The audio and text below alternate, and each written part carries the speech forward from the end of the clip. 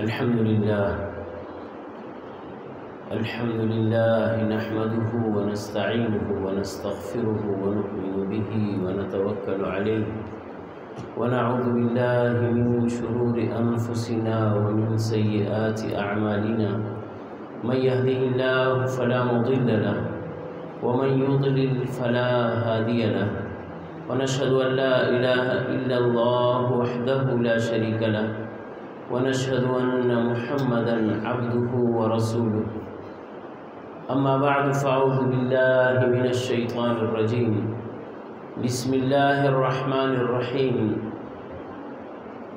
هو الذي بعث في الأميين رسولا منهم يتلو عليهم آياته ويزكيهم ويعلمهم الكتاب والحكمة وإن كانوا من قبل لفي ضلال مبين وقال عليه الصلاة والسلام إنما بعثت معلما أو كما قال النبي صلى الله عليه وسلم صدق الله مولانا العظيم وصدق رسوله النبي الكريم قابل صد احترام ہمارے دوست، ہمارے بھائی جناب مولانا عطا الرحمن صاحب لغاری دامت برکاتہم العالیہ اور علاقے کے اور آس پاس کے آئے ہوئے علماء کرام اور میرے مسلمان بھائیوں اور بچوں، سب سے پہلے تو میں اپنے بھائی کو رسول اللہ صلی اللہ علیہ وسلم کی نسبت سے اتنی خوبصورت تقریب کے انعقاد پر مبارکباد دیتا ہوں اور اپنے محترم اور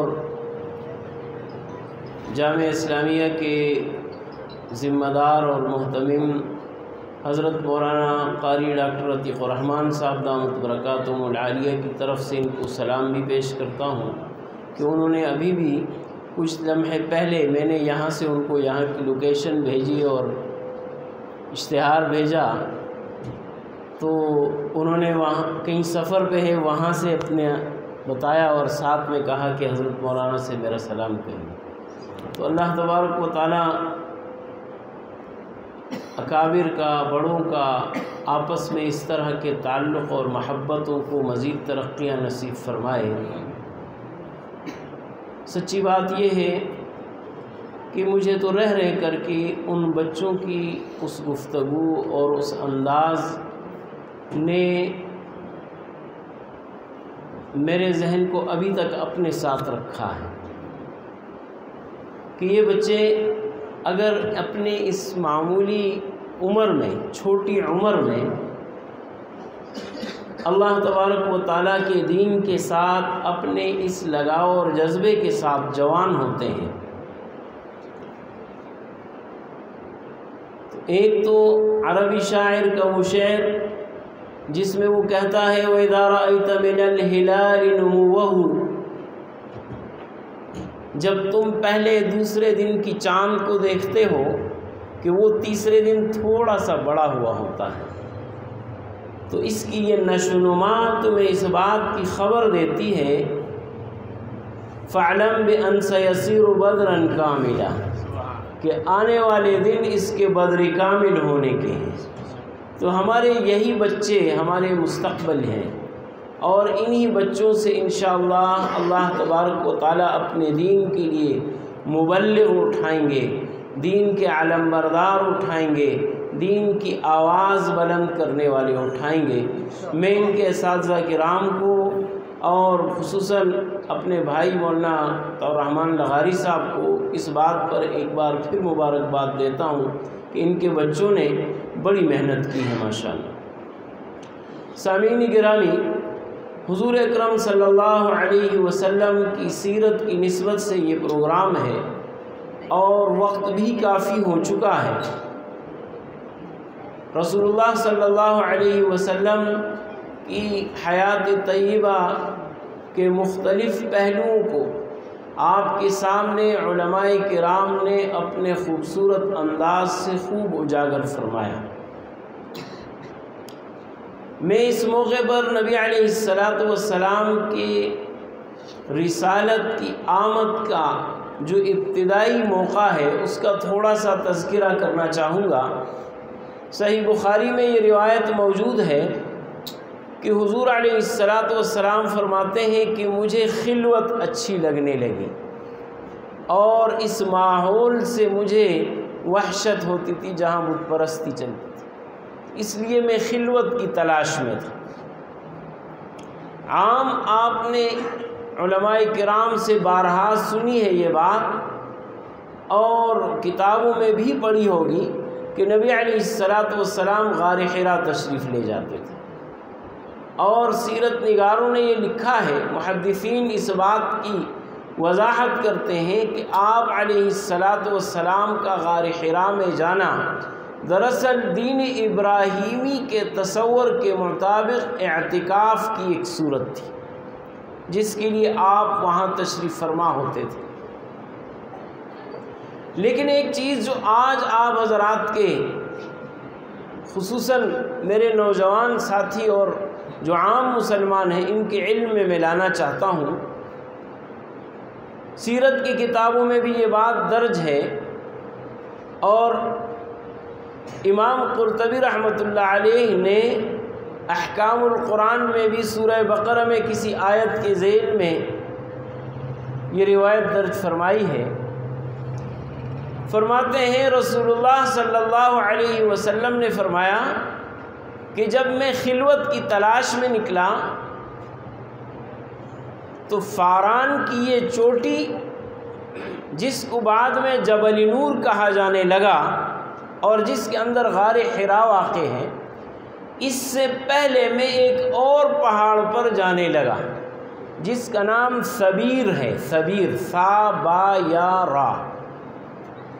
میں سبیر پہاڑی پر جانے لگا اور میں نے خلوت کے لیے اور گوشہ نشینی کے لیے اس جگہ کا انتخاب کیا، لیکن چند بار وہاں جانے سے ایک مرتبہ مجھے سبیر پہاڑی کی آواز آئی اور کہا کہ میں معذرت چاہتا ہوں، مجھے ڈر ہے اس بات کا کہ میری پشت پر کسی نبی کا خون بہایا جائے جس کا مجھ میں تحمل نہیں ہے، جس کو میں برداشت نہیں کر سکوں گا، اس لیے آپ کی آمد کو اور آنے والے حالات کا مجھ میں تحمل نہیں، برداشت نہیں۔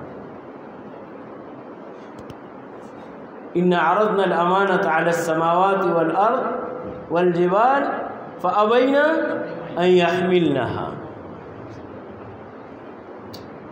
یہ وحی معمولی چیز نہیں تھی،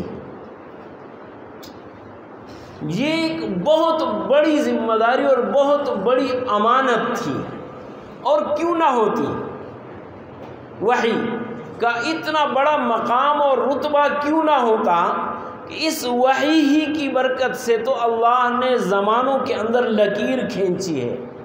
ہم جب آج کہتے ہیں زمانے جاہلیت تو وہ کس زمانے کو کہتے ہیں؟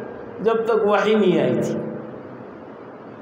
جب وحی آئی تو زمانے کا نام بدل گیا، اس لیے یہ کوئی ہلکا کام نہیں تھا، بہت ذمہ دارانہ منصب تھا، اس لیے پہاڑ چیخ اٹھے تھے۔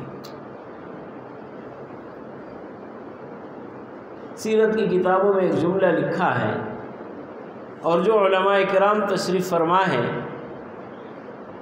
عربی ادب سے شناسائی کی وجہ سے وہ اس جملے کا جو لطف لے سکتے ہیں اور اس کے مٹھاس کو وہ جیسے محسوس کر سکتے ہیں، کاش ہر مسلمان اس جملے کو سمجھتا اور اس کی مٹھاس کو محسوس کرتا کہ رسول اللہ صلی اللہ علیہ وسلم فرماتے ہیں جب سبیر پہاڑی نے مجھ سے معذرت کی، سبیر پہاڑ نے، اس لمحے ایک صدا آتی ہے، الی رسول اللہ،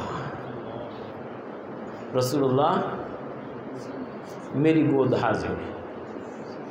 یہ صدا غار حرا سے آتی ہے، یہ آواز غار حرا لگاتا ہے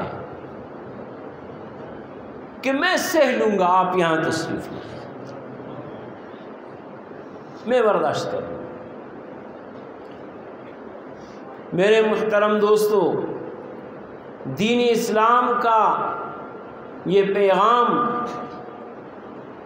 یہ پھولوں کی سیج نہیں ہے، یہ ایک گھٹن مرحلہ ہے۔ حضور اکرم صلی اللہ علیہ وسلم کے قدم قدم کو چومنے والے عرب اور قریش وحی ہی کی وجہ سے دشمن ہوتے ہیں۔ ابھی مفتی صاحب کا بیان آپ نے سنا، جو کندر آپ کی ولادت کے جشن میں ریوڑوں کے ریوڑوں اونٹ ذبح کرتے تھے خوشی میں، وہ کنکر اٹھا کے کہتا تبا لک سائر اليوم لہذا جمعتنا، تیری ناس اس لیے بلایا تھا کہ مسلمان ہو جاؤ، عقیدہ توحید اپنا لو۔ حضور اکرم صلی اللہ علیہ وسلم کے ساتھ جو محبتوں کے رشتے کفر نے توڑے تھے، اس کی بنیاد میں یہ وحی تھی، یہ قرآن تھا، اور قرآن مجید کے اندر رسول اللہ صلی اللہ علیہ وسلم کے فرائض منصبی کا جو تعین ہوتا ہے، اس میں پہلی چیز اس قرآن کے الفاظ کی تعلیم ہے۔ والذی ارسل رسولہ والذی بعث فی الامیین رسولا منہم یتلو علیہم آیات، ان الفاظ کو پڑھ کے سناتے ہیں حضور علیہ السلام پر۔ نبی علیہ السلام نے، حالانکہ وہ عرب معاشرہ تھا، پھر بھی یہ الفاظ سکھائے ان کو، اور یہ الفاظ صحابہ نے اس کو پڑھنے کا ورد بنایا، پڑھنے کا۔ ایک مرتبہ حضرت صدیق اکبر رضی اللہ عنہ کے گھر کے پاس حضور علیہ السلام کا گزر ہوا تو بہت پست آواز تھی تلاوت کی۔ حضرت عمر فاروق کے گھر کے پاس ہوا، بہت اونچی پڑھ رہے تھے۔ تو اگلے دن حضرت صدیق اکبر سے پوچھا، آپ اتنا آہستہ کیوں پڑھتے ہیں؟ فرمایا، حضرت میں تو اس ذات کو سناتا ہوں جو اونچی بھی سنتا، آہستہ بھی سنتا۔ عمر فاروق رضی اللہ عنہ سے فرمایا، آپ اتنا اونچا کیوں پڑھتے ہیں؟ کہا، لِأَطْرُدَ الشَّيْطَانُ وَأُوقِظَ الْوَسْنَانِ، میں تو اس لیے پڑھتا ہوں کہ شیطان کو بھگانا چاہتا ہوں اور سوتوں کو جگانا چاہتا ہوں۔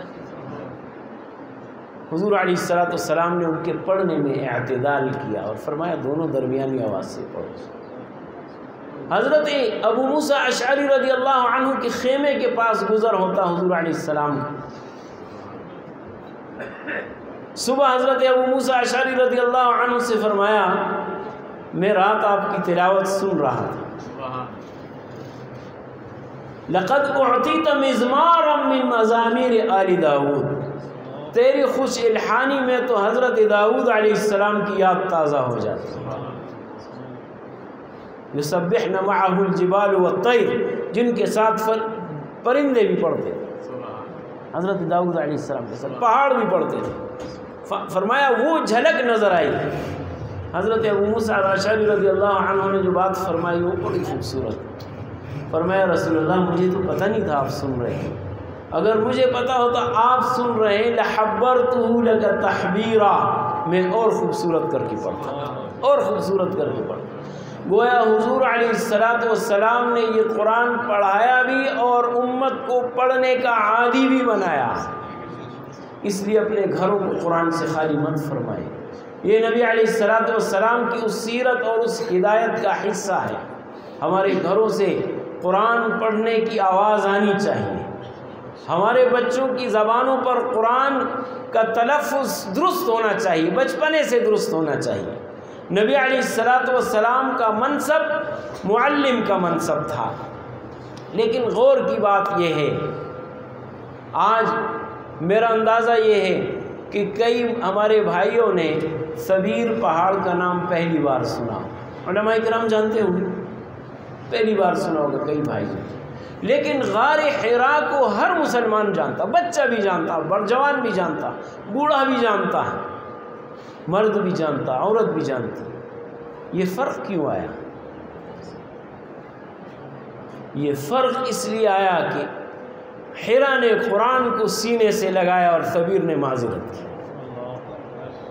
بس میرے مسلمان بھائیوں، اللہ تبارک و تعالیٰ کہ اس کلام سے خود کو جوڑ دو اپنے اپنے حالات کے مطابق۔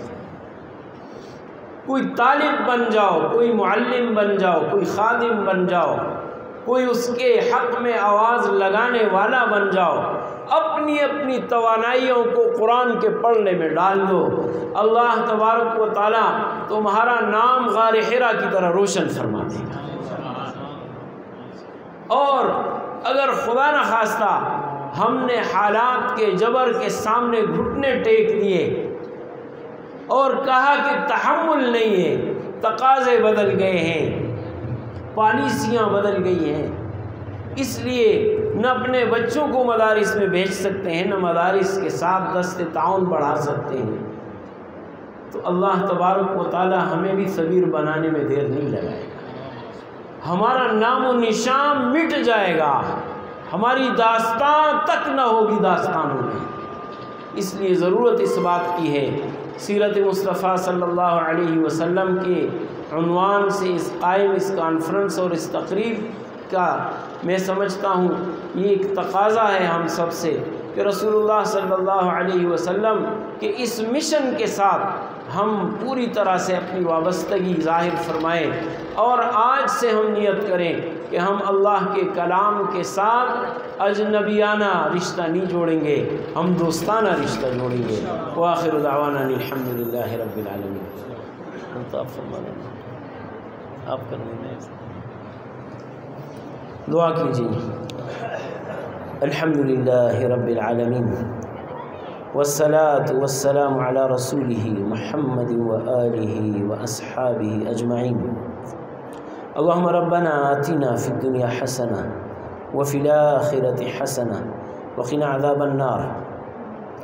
ربنا هب لنا من أزواجنا وذرياتنا قرة أعين واجعلنا للمتقين إماما۔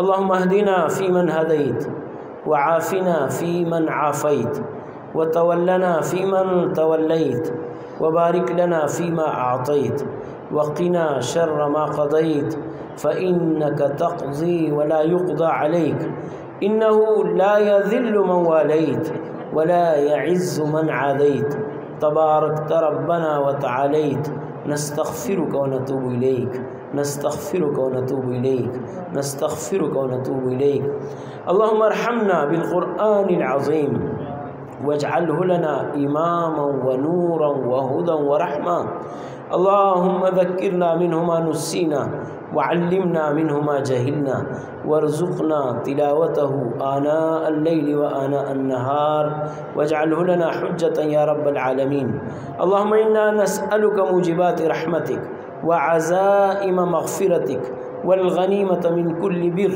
والسلامة من كل إثم ربنا لا تدع لنا ذنبا إلا غفرته ولا هما إلا فرجته ولا دينا إلا قضيته ولا مريضا إلا شفيته ولا ميتا إلا رحمته ولا مجاهدا إلا نصرته ولا عدوا إلا هزمته ولا حاجة من حوائج الدنيا والآخرة إلا قضيتها يا أرحم الراحمين۔ پروردگار ہم سب پر رحم فرما، ہماری صغیرہ کبیرہ کوتاہیوں کو معاف فرما، تمام گناہوں کو معاف فرما، ظاہر پوشیدہ گناہوں کو معاف فرما۔ پروردگار ہماری پریشانیاں دور فرما، مشکلیں آسان فرما۔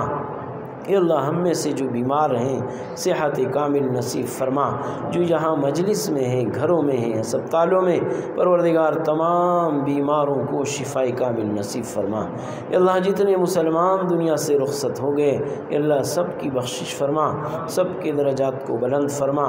پروردگار ہمارے والدین، عزیز و قارب، رشتہ دار، دوست، احباب، اساتذہ کرام، شاگرد جو دنیا سے رخصت ہوئے اللہ سب کی بخشش فرما، سب کے درجات کو بلند فرما۔ اے اللہ اپنے کلام کے ساتھ نسبت عطا فرما، رسول اللہ صلی اللہ علیہ وسلم کی سنت سے نسبت عطا فرما۔ اے اللہ وابستگی عطا فرما، تا دم مرگ استقامت نصیب فرما۔ اے اللہ نبی علیہ السلام کی سنتوں پر چلنا نصیب فرما، حضور علیہ السلام اور صحابہ کرام رضوان اللہ علیہم اجمعین کے ناموس کے تحفظ کی ہم سب کو توفیق عطا فرما۔